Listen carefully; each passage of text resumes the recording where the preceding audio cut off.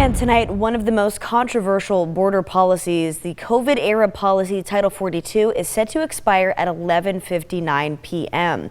This policy allowed for the U.S. to turn away migrants seeking asylum because of the pandemic. As it comes to an end, migrants arriving at the southern U.S. border will find new rules, making it more difficult to apply for asylum. Morgan Norwood has the latest. Title 42, the COVID-era health policy that allowed U.S. officials to quickly expel most migrants at the border without allowing asylum claims, will end just before midnight tonight.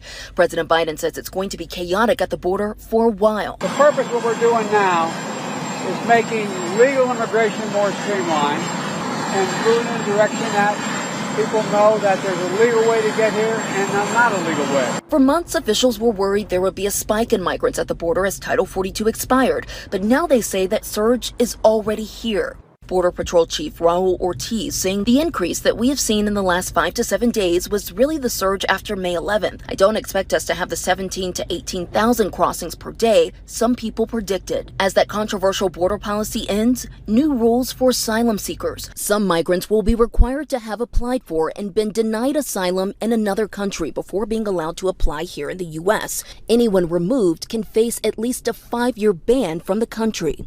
DHS says 1.4 million people have already been sent back in the past year. I want to be very clear. Our borders are not open. People who cross our border unlawfully and without a legal basis to remain will be promptly processed and removed. Aid workers say while some migrants are aware of the changing policies, many are not. They're risking everything to come to the United States because they cannot be in their home country. And U.S. Border Patrol says they have close to 27,000 people in custody as of Wednesday, with more than half of their 9 facilities along the southwest border over capacity, which is why they are focusing in on transportation, taking migrants to less strained sectors and facilities. I'm Morgan Norwood, ABC News, El Paso, Texas.